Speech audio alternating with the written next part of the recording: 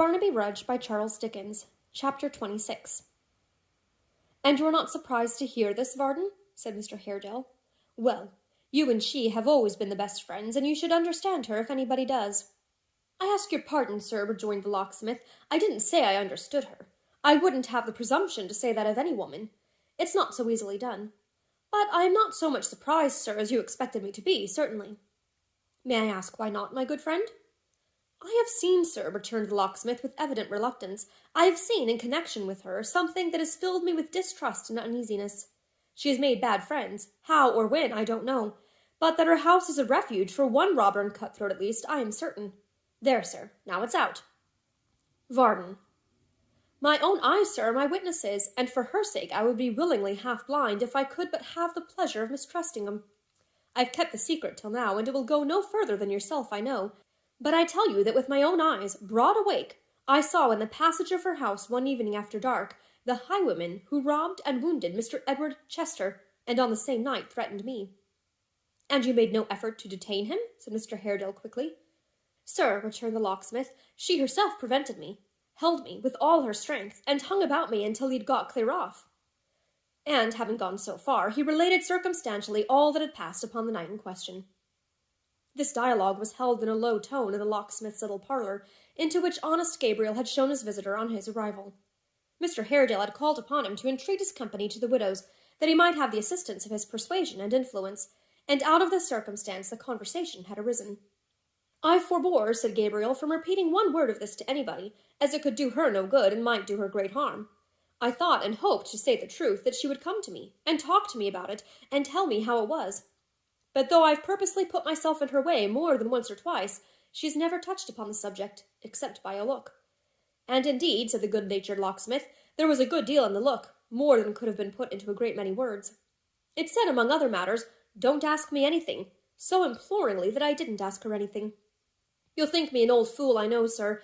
If it's any relief to call me one, pray do." "I am greatly disturbed by what you tell me," said Mr. Haredale after a silence. "What meaning do you attach to it?" The locksmith shook his head and looked doubtfully out of window at the failing light. "She cannot have married again," said Mr. Haredale. "Not without our knowledge, surely, sir." "She may have done so in the fear that it would lead, if known, to some objection or estrangement. Suppose she married incautiously. It is not improbable, for her existence has been a lonely and monotonous one for many years, and the man turned out a ruffian, she would be anxious to screen him, and yet would revolt from his crimes. This might be. It bears strongly on the whole drift of her discourse yesterday, and would quite explain her conduct. Do you suppose Barnaby is privy to these circumstances?" "Quite impossible to say, sir," returned the locksmith, shaking his head again, "and next to impossible to find out from him. If what you suppose is really the case, I tremble for the lad, a notable person, sir, to put to bad uses." "It is not possible, Varden," said Mr. Haredale, in a still lower tone of voice than he had spoken yet, "that we have been blinded and deceived by this woman from the beginning.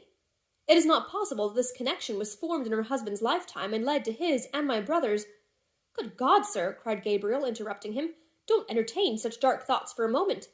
25 years ago, where was there a girl like her? A gay, handsome, laughing, bright-eyed damsel. Think what she was, sir. It makes my heart ache now, even now, though I'm an old man, with a woman for a daughter, to think what she was and what she is. We all change, but that's with time. Time does his work honestly, and I don't mind him. A fig for time, sir. Use him well, and he's a hearty fellow, and scorns to have you at a disadvantage. But care and suffering, and those have changed her, are devils, sir. Secret, stealthy, undermining devils, who tread down the brightest flowers in Eden, and do more havoc in a month than time does in a year. Picture to yourself for 1 minute what Mary was before they went to work with her fresh heart and face. Do her that justice, and say whether such a thing is possible." "You're a good fellow, Varden," said Mr. Haredale, "and are quite right. I have brooded on that subject so long that every breath of suspicion carries me back to it. You are quite right." "It isn't, sir," cried the locksmith with brightened eyes and sturdy, honest voice. "It isn't because I courted her before Rudge and failed that I say she was too good for him. She would have been as much too good for me. But she was too good for him. He wasn't free and frank enough for her. I don't reproach his memory with it, poor fellow. I only want to put her before you as she really was. For myself, I'll keep her old picture in my mind, and thinking of that and what has altered her, I'll stand her friend, and try to win her back to peace." "And damn, sir," cried Gabriel, "with your pardon for the word, I'd do the same if she had married 50 highwaymen in a 12-month, and think it in the Protestant manual too, though Martha said it wasn't, tooth and nail, till doomsday.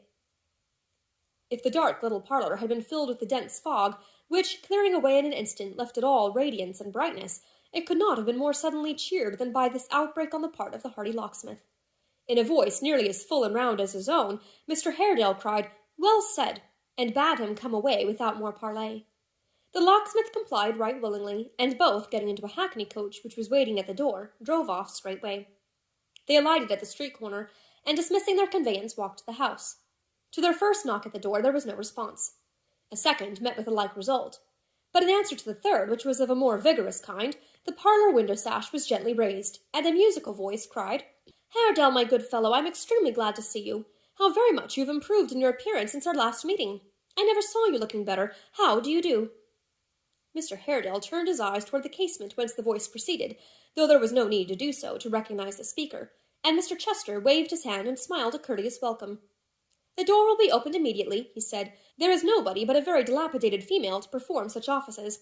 You will excuse her infirmities? If she were in a more elevated station of society, she would be gouty.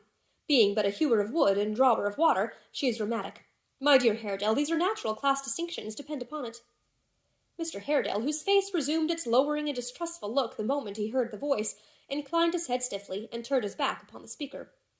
"Not opened yet," said Mr. Chester. "Dear me, I hope the aged soul has not caught her foot in some unlucky cobweb by the way. She is there at last. Come in, I beg." Mr. Haredale entered, followed by the locksmith. Turning with a great look of astonishment to the old woman who had opened the door, he inquired for Mrs. Rudge, for Barnaby. They were both gone, she replied, wagging her ancient head, for good. There was a gentleman in the parlour who perhaps could tell them more. That was all she knew. "Pray, sir," said Mr. Haredale, presenting himself before this new tenant, "where is the person whom I came here to see?" "My dear friend," he returned, "I have not the least idea." "Your trifling is ill-timed," retorted the other in a suppressed tone and voice, "and its subject ill-chosen.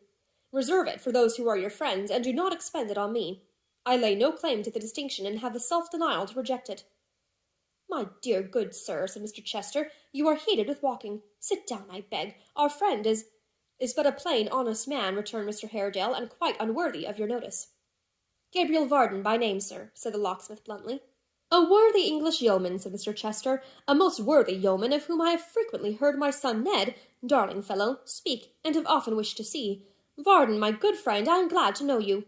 You wonder now," he said, turning languidly to Mr. Haredale, "to see me here. Now, I am sure you do." Mr. Haredale glanced at him, not fondly or admiringly, smiled, and held his peace. "The mystery is solved in a moment," said Mr. Chester, "in a moment. Will you step aside with me one instant? You remember our little compact in reference to Ned and your dear niece, Haredale? You remember the list of assistants in their innocent intrigue? You remember these two people being among them? My dear fellow, congratulate yourself and me. I have bought them off." "You have done what?" said Mr. Haredale. "Bought them off," returned his smiling friend. "I have found it necessary to take some active steps towards setting this boy and girl attachment quite at rest, and have begun by removing these two agents. You are surprised? Who can withstand the influence of a little money? They wanted it, and have been bought off. We have nothing more to fear from them. They are gone." "Gone?" echoed Mr. Haredale. "Where?" "My dear fellow, and you must permit me to say again that you never looked so young, so positively boyish as you do tonight. The Lord knows where. I believe Columbus himself wouldn't find them. Between you and me, they have their hidden reasons, but upon that point I have pledged myself to secrecy. She appointed to see you here tonight, I know, but found it inconvenient and couldn't wait. Here is the key of the door. I am afraid you'll find it inconveniently large, but as the tenant is yours, your good nature will excuse that, Haredale, I am certain."